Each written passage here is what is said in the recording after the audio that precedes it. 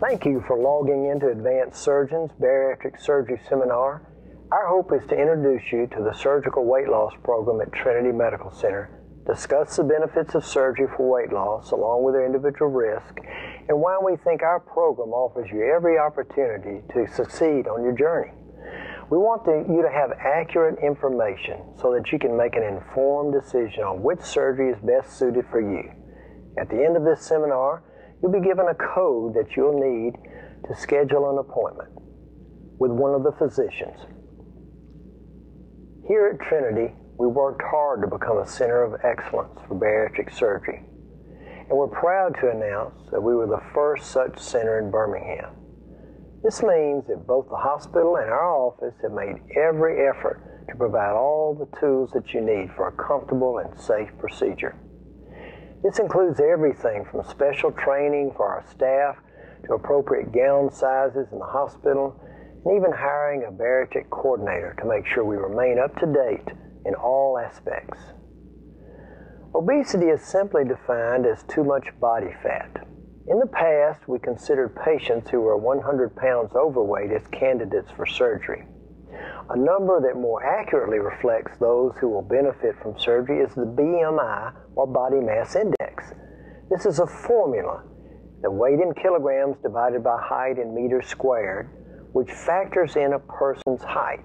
This graph shows why the cutoff for surgical candidates was chosen at 35.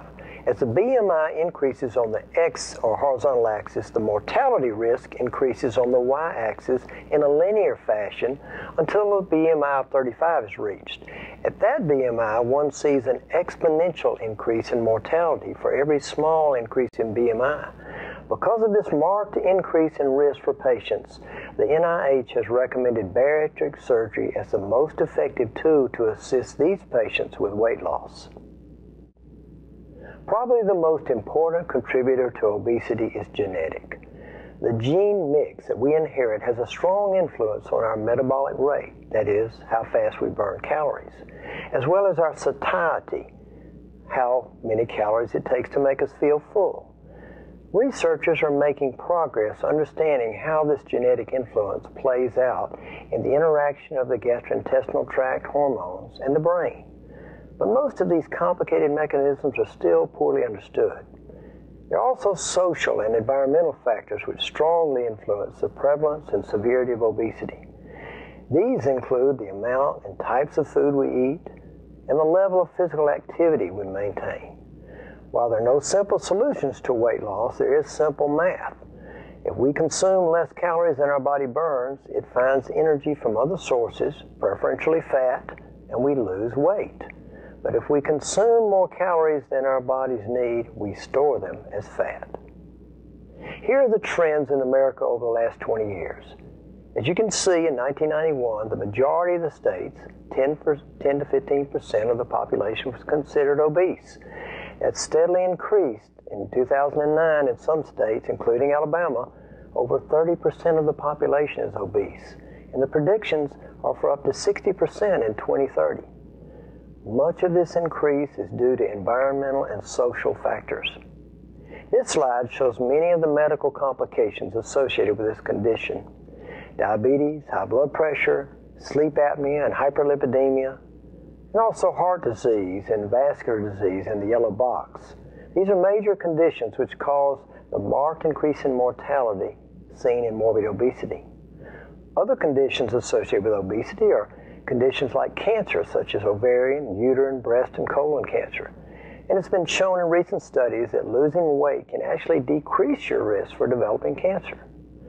Other conditions associated with obesity that are improved with weight loss are problems like reflux, urinary incontinence, and arthritic pain in the lower extremities.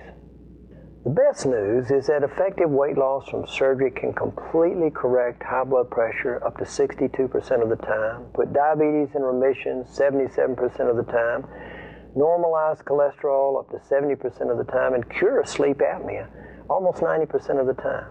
If we can cure these diseases, we should be able to prevent heart attacks and strokes.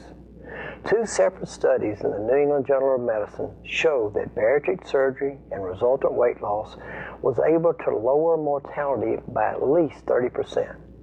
This is the reason we do these surgeries. We're treating obesity as we would any other disease. Cosmetic improvements with weight loss are just considered welcome side effects of the surgery. Depression and discrimination are also quite common in this population. Studies have shown that people with the same credentials are more likely to get the job if they're thin, up to 75% of the time. Still, some of the most gratifying results from surgery are the quality of life improvements people experience. We have patients who couldn't make it from the parking lot to our office without stopping to rest, who are now doing 5K runs. Patients can notice these results in as little as 6 months. Many of life's chores and pleasures become simple and more enjoyable as people lose weight.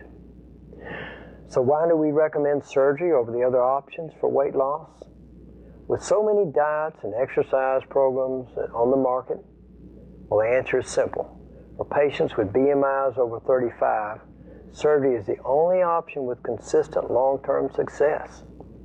Diets, weight loss programs, and medications are considered a success with as little as 10% total weight loss. Using these numbers, 95% of diet patients fail to maintain their weight loss in 5 years.